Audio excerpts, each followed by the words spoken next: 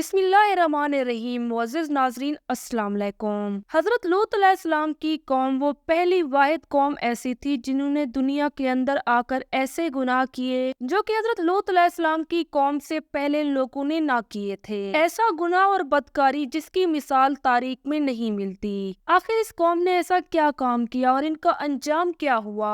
حضرت لوط علیہ السلام جو کہ اللہ تعالیٰ کے ایک نیک اور برگزیدہ بندے تھے، اللہ تعالیٰ نے آپ کو قوم لوط کے لیے ایک پیغمبر اور رہنما بنا کر بھیجا تھا۔ آپ کے والد کا نام ہارون تھا۔ حضرت لوط علیہ السلام کی پیدائش عراق کے ایک مشہور شہر ہور میں ہوئی تھی جہاں پر حضرت ابراہیم علیہ السلام کا مسکن تھا۔ دراصل حضرت لوط علیہ السلام کے والد ہاران حضرت ابراہیم علیہ السلام کے سگے بھائی تھے۔ حضرت لوط علیہ السلام کے بچپن میں ہی آپ کے والد ہاران کا انتقال ہو گیا تھا، تو آپ کی پرورش آپ کے چچا حضرت ابراہیم علیہ السلام نے کی تھی اور حضرت لوط علیہ السلام کا شمار ان لوگوں میں سے تھا جو کہ حضرت ابراہیم علیہ السلام پر ایمان لانے والے تھے۔ حضرت لوط علیہ السلام حضرت ابراہیم علیہ السلام کے دور میں ہی قوم سمود کی رہنمائی کے لیے بھیجے گئے۔ یوں تو اگر دیکھا جائے تو حضرت لوط علیہ السلام کے بے شمار معجزات ہمیں روایات میں دیکھنے کو ملتے ہیں۔ جب بھی حضرت لوط علیہ السلام بارش کے لیے دعا کرتے تو آسمان پر بادل منڈرانے لگتے۔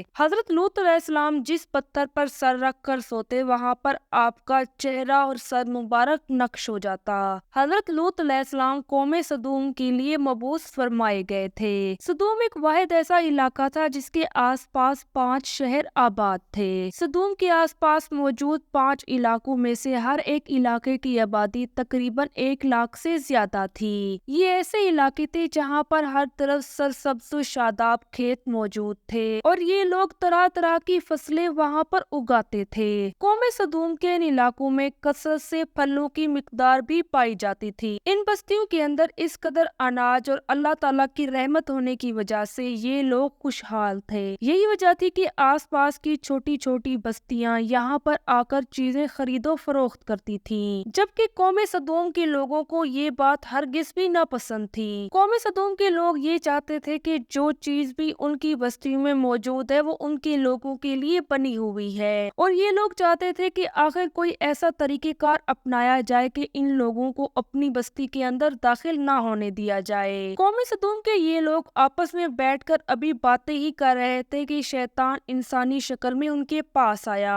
اور قوم صدوم کے ان لوگوں سے کہنے لگا کہ اگر تم لوگ چاہو تو یہ بستی والے تمہارے ہاں ہرگز نہ آئیں گے۔ شیطان کی یہ بات سنتے ہی وہ لوگ کہنے لگے کہ آخر ایسا کون سا طریقہ ہے کہ ہم ان بستی والوں کو اپنی بستی میں آنے سے روک سکیں۔ تو اس پر شیطان نے ان سے کہا کہ تم لوگ میرا انتظار کرنا، میں کل آؤں گا اور تم لوگوں کو پورا طریقہ کار بتاؤں گا۔ اگلے دن شیطان ایک خوبصورت انسان کی شکل میں ان کے پاس آیا۔ شیطان نے قوم صدوم کے ان لوگوں سے کہا کہ جب بھی کوئی دوسری بستی کے مسافر یہاں پر تجارت کی غرض سے آئیں تم لوگ ان کے ساتھ بدفعلی کرو۔ اس طرح دوسری بستیوں سے آنے والے غریب لوگ یہاں پر آنا چھوڑ دیں گے۔ قوم صدوم کے لوگوں نے شیطان کی بات پر عمل کرتے ہوئے بدفعلی کے کام شروع کر دیے۔ جو بھی آس پاس کی چھوٹی بستیوں سے لوگ تجارت کی غرض سے قوم صدوم کے پاس آتے، نہ صرف یہ لوگ ان کے مال لوٹ لیتے بلکہ ان کی عزتوں کو بھی پامال کرتے۔ قوم سمود کے یہ بدکار اور عیاش لوگ اس قدر عیاشی اور بدفعلی میں پڑ گئے کہ یہ لوگ اس کام کو کرنا اپنے لیے باعث فخر سمجھتے تھے۔ جو بھی بھولا بھٹکا مسافر قوم صدوم کے پاس آتا یہ لوگ اسے تڑپا تڑپا کر مار دیتے تھے اور پھر اسے برہنہ کر کے اسے دفن کر دیتے تھے۔ حضرت لوط علیہ السلام جنہیں اللہ تعالیٰ نے قوم صدوم کی لوگوں کی رہنمائی کے لیے بھیجا تھا، انہوں نے نہ صرف قوم صدوم کے لوگوں کو حق کی دعوت دی بلکہ انہیں صحیح اور غلط کے بارے میں بھی بتایا۔ حضرت لوط علیہ السلام نے قوم صدوم کے لوگوں کو بارہا سمجھایا یہ جو تم لوگ بدفعلی اور گناہ کا کام کرتے ہو یہ سراسر غلط کام ہے، یہاں تک کہ حضرت لوط علیہ السلام نے اس قوم کو اللہ تعالیٰ کے پیغامات سنائے اور دن رات ان لوگوں کو نصیحت بھی کی۔ ان لوگوں کو حضرت لوط علیہ السلام کی نصیحتیں نہایت ہی بری لگتی۔ یہ لوگ حضرت لوط علیہ السلام سے کہتے کہ یہ جو کام ہم کر رہے ہیں یہ ہمارے لیے سب سے بہترین کام ہے۔ قوم لوط جو کہ حضرت لوط علیہ السلام کے سمجھانے کی وجہ سے ان سے تنگ تھی، انہوں نے حضرت لوط علیہ السلام سے کہا کہ اگر تم نے ہمیں سمجھانا بند نہ کیا تو ہم تمہیں اپنے شہر سے بھی نکال دیں گے۔ اپنی قوم کی دھمکیوں کے باوجود حضرت لوط علیہ السلام نے اپنی تبلیغ کو جاری رکھا۔ लिहाजा एक दिन ऐसा आया कि अहले सदूम ने हजरत लूत अलैहिस्सलाम से ये कहना शुरू कर दिया कि हम पर जो अज़ाब इलाही आना है उसे आने दो। हालांकि अल्लाह ताला ने कौम सदूम के इन बदकार और बदफेल लोगों को ढील दे रखी थी। कौम सदूम के इन लोगों ने हजरत लूत अलैहिस्सलाम से ये कहना शुरू कर दिया, अगर तुम सच्चे हो तो हमारे ऊपर अज़ाब इलाही ला कर दिखाओ। कौम सदूम का बस इतना ही कहना था कि अल्लाह ताला ने अपने खास फरिश्तों को जमीन पर भेजा। ये अल्लाह ताला के खास फरिश्ते हजरत जिब्राइल अलैहिस्सलाम, हजरत मीकाईल अलैहिस्सलाम और हजरत इसराफील अलैहिस्सलाम थे। जब ये तीनों फरिश्ते हजरत लूत अलैहिस्सलाम के घर तशरीफ ले गए तो हजरत लूत अलैहिस्सलाम इन नौजवान लड़कों को देखकर परेशान हो गए और ये सोचने लगे कि अगर इनकी कौम ने इन खूबसूरत लड़कों को देख लिया तो ना जाने वो इनके साथ क्या करेंगे। हजरत लूत अलैहिस्सलाम की बीवी जिसका नाम वाइला था, आपकी बीवी का शुमार भी मुनाफिकों में होता था क्योंकि आपकी बीवी भी आप पर ईमान न लाई थी। जब उसने तीन नौजवान और खूबसूरत लड़कों को अपने घर देखा तो वो फौरन अहले सदूम के पास गई और उन्हें जाकर ये इतला दी कि हजरत लूत अलैहिस्सलाम के घर तीन नौजवान और खूबसूरत लड़के आए हुए हैं जो कि मुसाफिर हैं। हजरत लूत अलैहिस्सलाम की बीवी की बात सुनते ही तमाम अहले सदूम के लोग हजरत लूत अलैहिस्सलाम के घर पर आए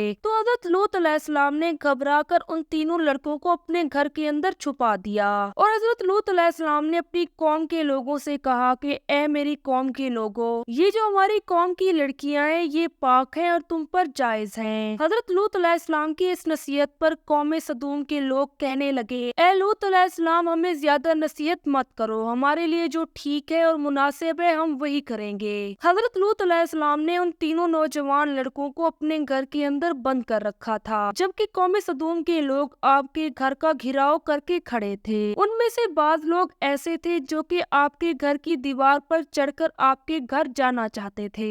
जब फरिश्तों ने हजरत लूत अलैहिस्सलाम को इस कदर बेबस और परेशान देखा तो वो हजरत लूत अलैहिस्सलाम से कहने लगी कि ए लूत अलैहिस्सलाम आप हरगिज भी परेशान ना हो। और फिर इन लोगों ने हकीकत से पर्दा उठाया और हजरत लूत अलैहिस्सलाम को ये मालूम हुआ कि ये फरिश्ते अल्लाह ताला की तरफ से भेजे गए हैं। फिर उन फरिश्तों ने हजरत लूत अलैहिस्सलाम से कहा कि अभी रात का कुछ पहर बाकी है, आप अपने घर वालों को अपने साथ लेकर इस घर से निकल जाओ और पीछे मुड़कर इस बस्ती की तरफ ना देखना। जैसे ही हजरत लूत अलैहिस्सलाम अपनी बस्ती से बाहर निकले तो हजरत जिब्राइल अलैहिस्सलाम उस घर से बाहर आए जबकि कौम सदूम के ये लोग अभी भी हजरत लूत अलैहिस्सलाम के घर के दरवाजे तोड़ने पर बाजिद थे। हजरत जिब्राइल अलैहिस्सलाम जैसे ही आपके घर के बाहर आए आपने अपने एक पर का कोना कौम सदूम के लोगों को मारा तो इन लोगों की आंखों के डेले बाहर निकल आए। उधर जब हजरत लूत अलैहिस्सलाम अपनी बस्ती से निकले थे तो अपने पूरे अहले खाना यानी अपनी बीवी को भी अपने साथ लेकर निकले थे जबकि हजरत लूत अलैहिस्सलाम की बीवी जिसका शुमार मुनाफिकों में होता था उसने आपका हाथ छुड़ाया और पीछे मुड़कर अपनी कौम की तरफ जाना चाहा तो वो भी अल्लाह ताला के अजाब का शिकार हो गई। सुबह हुई तो हजरत जिब्राइल अलैहिस्सलाम ने कौम लूत की बस्ती को अपने परों पर उठाया और उसे तहस नहस करके रख दिया। हजरत जिब्राइल अलैहिस्सलाम ने कौम सदूम की इस बस्ती को अपने परों पर उठाया और आसमान की जानिब ले गए और फिर वहीं से जमीन पर दे मारा। जब ये बस्ती पूरी तरह से निस्तो नाबूद हो गई तो आसमान से पत्थरों की बारिश हुई और फिर अल्लाह ताला के हुक्म से इस बस्ती को बदबूदार सियाह झील में तब्दील कर दिया गया। फिर जैसे ही वक्त बदला इस झील को एक समंदर की शक्ल में तब्दील कर दिया गया।